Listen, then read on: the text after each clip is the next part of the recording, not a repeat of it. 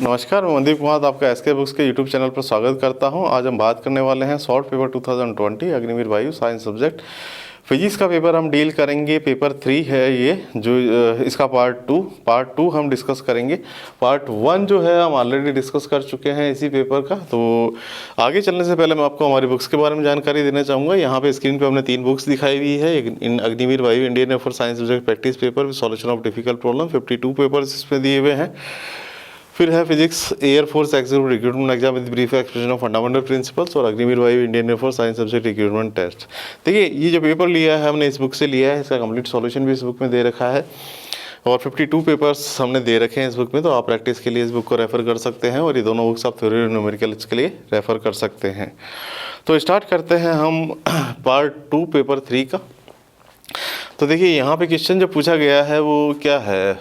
Part 2 का first question, which colour of white light will have largest deviation if pass through prism. एक prism से अगर light को पास किया जाए तो लार्जेस्ट डेविएशन, लार्जेस्ट कौन सा कलर डेविएट होगा। जैसे मान लीजिए वाइट लाइट गिरती है, तो वाइट लाइट क्या है, ये 7 कलर्स में इस तरीके से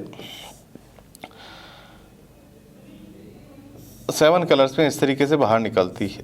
अब 7 कलर्स में इस तरीके से बाहर निकलती है, तो यहाँ पे क्या होता है, कौन सा कलर का लार्जेस्ट डेविएशन होगा। कहने का मतलब है कि ये इनिशियल जो डायरेक्शन है वो तो ये है, और ये इनके जो डेविएशन एंगल है वो इस तरीके से ये डेविएशन एंगल्स हैं। तो ये कौन सा कलर होगा जिसका लार्जेस्ट डेविएशन है, लार्जेस्ट डेविएशन किस कलर का होगा। तो देखिए क्या होता है, ये बड़ा ही इंटरेस्टिंग क्वेश्चन है। देखिए क्या होता है, प्रिज्म का जो रिफ्रैक्टिव इंडेक्स है म्यू, ये एक वेवलेंथ पे डिपेंड करता है। ये वेवलेंथ कितनी है, अगर वेवलेंथ ज़्यादा है तो रिफ्रैक्टिव इंडेक्स जो है ये कम होता है, और रिफ्रैक्टिव इंडेक्स कम होता है तो ये जो डेविएशन एंगल होता है ये भी कम होता है, डेविएशन भी कम होता है। तो अब मैं अगर बात करूं तो ये होता है लैम्डा वॉयलेट जो होता है ये कम होता है इंडिगो से, फिर लैम्डा ब्लू से। तो ऐसे करते करते विबग्योर वाला मैं अगर पार्ट यहाँ करता हूँ तो इस तरीके से यहाँ से अगर देखूँगा तो लैम्डा रेड जो होता है ये हाईएस्ट होता है। अब लैम्डा रेड जो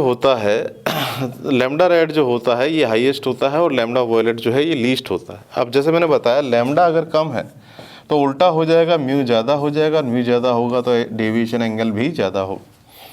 तो यहाँ से अगर हम देखेंगे तो वॉयलेट जो कलर है वो लार्जेस्ट डेविएशन होगा। देखिए, स्मॉलेस्ट नहीं पूछा है, लार्जेस्ट पूछा है, तो लार्जेस्ट वॉयलेट का होगा। तो देखिए इस तरीके से आप इस क्वेश्चन को सॉल्व कर सकते हैं। स्मॉलेस्ट होता तो यहाँ पे रेड आंसर आ जाता, बट यहाँ जो लार्जेस्ट पूछा है तो ये वॉयलेट है करेक्ट आंसर। अब नेक्स्ट क्वेश्चन है, if the speed v is equal to 3 × 10⁸ metre per second and the wavelength is 300 metre, then its frequency will be. तो देखिए v इज इक्वल टू होता है फ्रीक्वेंसी इंटू लैम्डा। तो v जो है यहाँ पे है 3 × 10⁸, यहाँ पे फ्रीक्वेंसी निकालनी है, और जो लैम्डा है दैट इज 300। तो यहाँ पे आ गई frequency that is equal to 3 × 10⁻² × 10⁻6 कर देता हूँ इसको, 10⁸ को ब्रेक किया है, और नीचे कर देता हूँ मैं 300। तो ये कैंसिल हो जाएंगे, तो जो फ्रीक्वेंसी है ये आ जाएगी 10⁻6 हर्ट्ज़। तो यहाँ पे जो करेक्ट आंसर है ये है बी, 10⁻6। 10⁻6 जो है ये करेक्ट आंसर है। अब आगे बात करते हैं डायमेंशन ऑफ ए की डायमेंशन निकालनी है। ये जो ए दिया हुआ है इसकी डायमेंशन निकालनी है इस इक्वेशन में। ये रियल गैस इक्वेशन है, रियल गैस इक्वेशन में इसकी डायमेंशन क्या होगी। तो देखिए डायमेंशन एनालिसिस में हम इस तरीके से करेंगे, अभी कुछ भी नहीं पता हमको कैसे निकालें। तो देखिए आपको सीधा सिंपल सा रूल ध्यान रखना है, जो डायमेंशंस प्लस होती है पहली बात तो, या प्लस या माइनस भी होता है, लेट से माइनस होता है यहाँ, तो प्लस या माइनस होगा तो एक डायमेंशन जो है वो दूसरी डायमेंशन भी बिल्कुल वैसी होनी चाहिए, उसमें से माइनस होता है। जैसे मान लो मैं कहता हूँ केजी में से मैं सेकंड को माइनस नहीं कर सकता, गलत है ये। मैं मान लीजिए वेलोसिटी है मीटर पर सेकंड, और मीटर पर सेकंड में से मैं एक्सेलरेशन को माइनस नहीं कर सकता या प्लस नहीं कर सकता, गलत है। जो सेम डायमेंशन है उन्हीं का एडिशन या सब्ट्रैक्शन होता है। तो जो यहाँ पे मैं कह सकता हूँ कि ये जो a/v² है, यहाँ पे इसकी डायमेंशन जो है, इसकी डायमेंशन है जो प्रेशर की डायमेंशन है। अब यहाँ से अगर मैं बात करूँ तो ये ए की डायमेंशन आ गई, ये वी वॉल्यूम है, वॉल्यूम होता है एल क्यूब और इसकी पावर है 2, और जो प्रेशर है ये होता है फोर्स डिवाइडेड बाय एरिया। जब इसको सॉल्व करेंगे तो यहाँ पे आएगा m1 L1 T-2 और नीचे आएगा यहाँ पे L2। तो यहाँ जो पार्ट आता है वो ये आता है कि ये आ गया A डिवाइडेड बाई L6 और यहाँ पे आ गया m1 L-1 T-2। तो ये जो A है इसकी डायमेंशन आ गई यहाँ से m1 L5 और T-2। तो ये है m1 L5 T-2। यहाँ ऑप्शन देखेंगे, तो ये ऑप्शन हमको करेक्ट नज़र आता है, दैट इज़ डी। ये इस तरीके से डी ऑप्शन जो है यहाँ पे करेक्ट ऑप्शन है।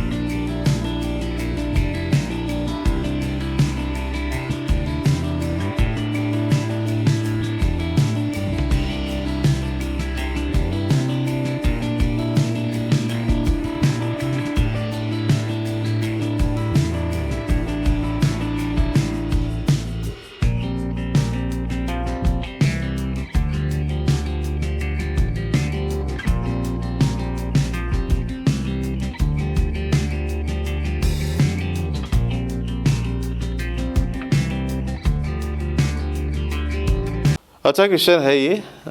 इसी तरीके से आगे देखते हैं क्या है question. What will be the kinetic energy of 1 coulomb charge accelerated through a potential difference of 1 volt. तो ये क्वेश्चन पहले भी आया था। जो काइनेटिक एनर्जी होती है ये होती है Q इंटू पोटेंशियल डिफरेंस। तो काइनेटिक एनर्जी जो है ये 1 कूलम्ब चार्ज है और जो पोटेंशियल डिफरेंस है 1 वोल्ट है, तो ये आ जाएगी 1 joule.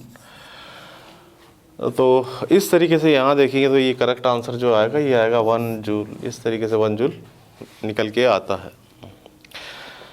The efficiency of A Carnot engine operating between 400 के एंड 350 के। देखिए अच्छा क्वेश्चन है। एफिशिएंसी जो कार्नोट इंजन की होती है ये होती है 1 minus TL divided by TS या टी सोर्स है ये। तो ये है 1 माइनस 350 डिवाइडेड बाई 400। तो इसको हम सॉल्व करते हैं। 1 माइनस 7 डिवाइडेड बाई 8, तो यहाँ से आ गया 1/8। तो ये जो डी है that is the correct option. ये इस तरीके से करेक्ट ऑप्शन नज़र में आता है। 1 माइनस 7/8 यानी कि 1/8 that is the correct option. Which of the following is not an electromagnetic wave. एक इलेक्ट्रोमैग्नेटिक वेव कौन सी नहीं है। देखिए रेडियो वेव इलेक्ट्रोमैग्नेटिक वेव है, एक्सरे जो है इलेक्ट्रोमैग्नेटिक वेव होती है। इंफ्रासोनिक, सोनिक आ गया है यहाँ पे। सोनिक जो है साउंड से रिलेटेड है। तो साउंड जो है यहाँ से अगर देखेंगे तो साउंड वेव जो है मैकेनिकल वेव है, इलेक्ट्रोमैग्नेटिक वेव नहीं है। तो यहाँ से जो करेक्ट ऑप्शन है वो है सी। यहाँ पे ये सी जो है that is the correct option. ये इलेक्ट्रोमैग्नेटिक वेव होती है, दोनों इलेक्ट्रोमैग्नेटिक वेव है, ये मैकेनिकल वेव है। आगे देखते हैं question 19। What would be the change in atomic mass if beta particle is coming out. Beta particles came out, beta particle बाहर निकल गया तो क्या होगा। देखिए बीटा पार्टिकल का एमिशन मैं बताता हूँ क्या होता है कि दो तरीके के बीटा पार्टिकल होते हैं। जैसे प्रोटॉन है, ये प्रोटॉन जो होता है ये न्यूट्रॉन, और बीटा पार्टिकल बीटा पॉजिटिव और ये न्यूट्रिनो इस तरीके से डिसइंटीग्रेट होता है न्यूक्लियस के अंदर ही। न्यूक्लियस के अंदर ही इसी तरीके से डिसइंटीग्रेट होगा। न्यूट्रॉन जो होगा ये प्रोटॉन प्लस बीटा नेगेटिव और प्लस एंटी न्यूट्रिनो जो होता है उस तरीके से डिसइंटीग्रेट होता है। तो इस तरीके से ये डिसइंटीग्रेट होगा। Proton neutron plus beta particle plus neutrino, और न्यूट्रॉन जो है प्रोटॉन प्लस बीटा माइनस, और इस तरीके से डिसइंटीग्रेट हुआ। अब देखिए थोड़ा सा बेसिक समझते हैं। एक जो एलिमेंट होता है इसको दिया जाता है जेड एक्स ए से, इस तरीके से एलिमेंट को दिया जाता है। अब देखिए हो क्या रहा है कि एटॉमिक ये जो मास है, ये जो एटॉमिक मास नंबर होता है ये होता है प्रोटॉन प्लस न्यूट्रॉन, ये इस तरीके से यहाँ पे होता है। ये होता है नंबर ऑफ प्रोटॉन, केवल प्रोटॉन होता है। अब मान लीजिए मैं कहता हूँ कि प्रोटॉन डिसइंटीग्रेट हुआ, प्रोटॉन डिसइंटीग्रेट होकर न्यूट्रॉन में कन्वर्ट हुआ। तो अब जो नया एलिमेंट बना इसके हिसाब से तो ये प्रोटॉन तो एक कम हो गया, Z-1 हो गया। और यहाँ पे अगर हम देखेंगे तो प्रोटॉन में से तो एक माइनस हो गया, प्लस न्यूट्रॉन में एक ऐड हो गया, एक न्यूट्रॉन ऐड हो गया। वापस अगर इस एलिमेंट को देखो तो मैं क्या हो गया, ये एलिमेंट में अगर ये देखेंगे तो Z-1 हो गया और ये P+N है जो कि A के बराबर है। तो ये जो एलिमेंट है वापस अगर आप देखेंगे तो Z-1 और A, तो एटॉमिक मास में इसके कोई फ़र्क नहीं पड़ा, एटॉमिक मास वही रहा। अब इस इक्वेशन पे आ जाते हैं। लेटर से मान लीजिए न्यूट्रॉन इस तरीके से डिसइंटीग्रेट होता है तब क्या होता है, तो ये है Z, ये है A, वो का वही चीज़ है, मैं वही रिपीट कर रहा हूँ P+N और ये नंबर ऑफ प्रोटॉन्स है। लेटर से कि जो डिसइंटीग्रेशन हुआ वो न्यूट्रॉन का हुआ। अब Z पे तो कोई फ़र्क नहीं पड़ेगा, Z जो है वो 1 से इंक्रीज हो जाएगा क्योंकि न्यूट्रॉन प्रोटॉन में कन्वर्ट हो रहा है। तो यहाँ पे ये जो है Z+1 हो जाएगा, मान लीजिए एलिमेंट हो गया Y। अब प्रोटॉन क्योंकि नंबर 1 बढ़ गया और न्यूट्रॉन जो है 1 नंबर से कम हो गया, तो ये जो एलिमेंट है ये क्या हो गया, ये एलिमेंट हो गया Y Z+1 और यहाँ पे जो एलिमेंट है ये हो गया P+N। वापस वो का वही चीज़ आ गई, एटॉमिक मास में कोई फ़र्क नहीं पड़ेगा। तो यहाँ पे हम कह सकते हैं कि ये सेम रहता है, एटॉमिक मास पे कोई फ़र्क नहीं पड़ता है। अच्छा क्वेश्चन है, आगे चलते हैं। विच mirror does the bus driver have on both sides of the door. जो देखिए इस क्वेश्चन में थोड़ा सा हमको केयरफुल होना पड़ेगा किस तरीके का मिरर होता है, और ये इसीलिए स्पेशली क्वेश्चन दिया हुआ है कि डोर के बगल में जो कार और जो बस ड्राइवर है उनके बगल में साइड डोर, साइड मिरर इनको बोले जाता है। साइड मिरर किस तरीके का होता है, देखिए एक मिरर होता है जो ड्राइवर जो होता है उसकी बिल्कुल जस्ट आइज़ के सामने होता है, वो प्लेन मिरर होता है, उसकी बात हम नहीं कर रहे हैं, वो प्लेन मिरर है, वो भी बैक साइड बताता है। ये जो साइड में जो लगा होता है ये कॉन्वेक्स मिरर होता है। अब ये जो साइड में लगा हुआ है ये कॉन्वेक्स मिरर है, और ये कॉन्वेक्स मिरर में क्या होता है कि जो ऑब्जेक्ट की इमेज बनती है, ये ऑब्जेक्ट की इमेज क्या है, सीधी बनती है और छोटी बनती है।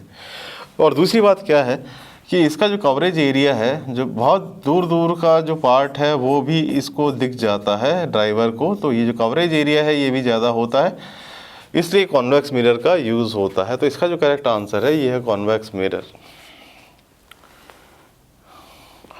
What is the unit of inductive reactance. जो इंडक्टिव रिएक्टेंस है उसकी यूनिट क्या होती है, तो इंडक्टिव रिएक्टेंस जो होती है ये होती है XL और ये होती है ओमेगा L के बराबर। AC सर्किट की हम बात करें तो ये इंडक्टिव रिएक्टेंस होती है XL that is equal to omega L। तो L जो है यहाँ पे इंडक्टेंस होता है, तो ये इसका अगर आप यूनिट देखेंगे तो यहाँ पे इसकी यूनिट आती है ओम। रेजिस्टेंस नापा जाता है, ये इंडक्टर का इफेक्टिव रेजिस्टेंस है। रेजिस्टेंस किस में नापा जाता है, ओम में। तो इसका जो करेक्ट आंसर है ये है ओम।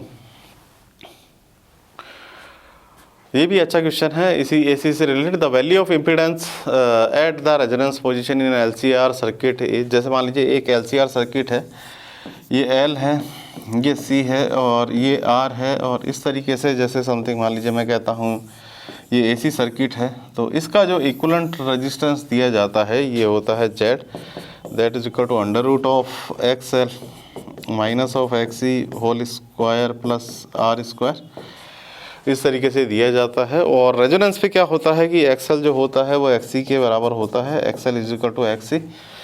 तो यहाँ से Z क्या आता है, that is equal to under root of XL minus XC की जगह मैं पुट कर सकता हूँ XL माइनस ऑफ XL इसका whole square plus R square. तो ये Z जो है under root of R square आ जाएगा, यानी कि R के बराबर आ जाएगा। तो रेजोनेंस कंडीशन है, रेजोनेंस कंडीशन का मैंने ये फीचर बताई है आपको, ये रेजोनेंस कंडीशन है। तो रेजोनेंस कंडीशन पे XL जो होता है वो XC के बराबर होता है, तो इम्पीडेंस जो होता है ये R के बराबर आ जाता है। तो यहाँ पे LCR सर्किट का ये क्वेश्चन, AC का क्वेश्चन सॉल्व किया हमने। आगे देखते हैं, which are not the electromagnetic waves. देखिए रेडियो वेव जो होती है ये भी इलेक्ट्रोमैग्नेटिक होती है, गामा रेज भी इलेक्ट्रोमैग्नेटिक वेव होती है और एक्सरे भी इलेक्ट्रोमैग्नेटिक होती है। केवल साउंड वेव ऐसी है इनमें से जो मैकेनिकल होती है, ये मैकेनिकल वेव्स होती है। तो साउंड वेव जो है यहाँ पे करेक्ट आंसर है। साउंड वेव जो है ये इलेक्ट्रोमैग्नेटिक वेव नहीं है।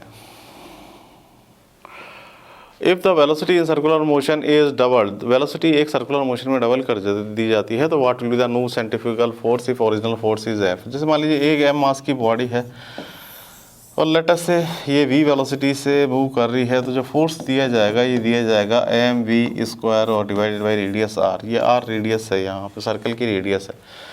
अब मैं क्या कर रहा हूँ कि इस वेलोसिटी को मैं डबल कर रहा हूँ। ये मैंने वेलोसिटी जो है 2v कर दी, तो नया फोर्स हो गया F dash, that is equal to m।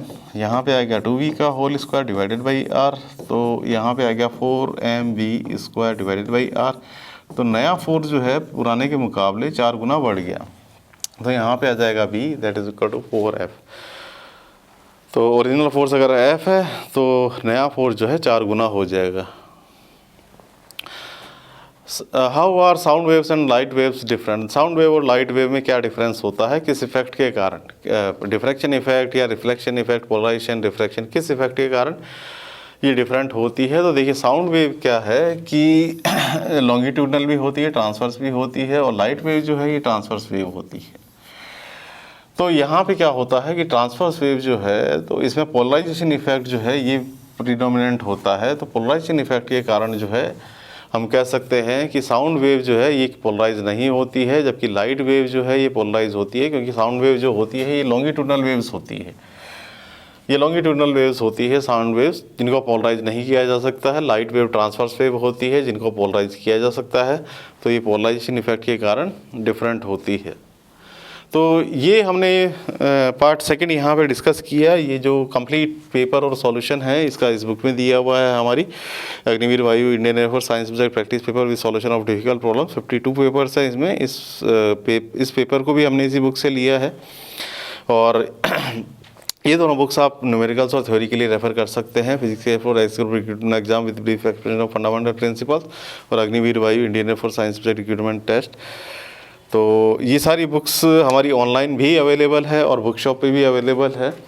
तो इन तीनों बुक्स को आप रेफ़र कर सकते हैं। आशा करते हैं ये वीडियो आपको पसंद आया होगा। तो आज का वीडियो हम यहीं पे ख़त्म करते हैं। इस वीडियो को लाइक कीजिए, दोस्तों के साथ शेयर कीजिए, हमारे चैनल को सब्सक्राइब कीजिए। मिलते हैं नेक्स्ट वीडियो में। धन्यवाद।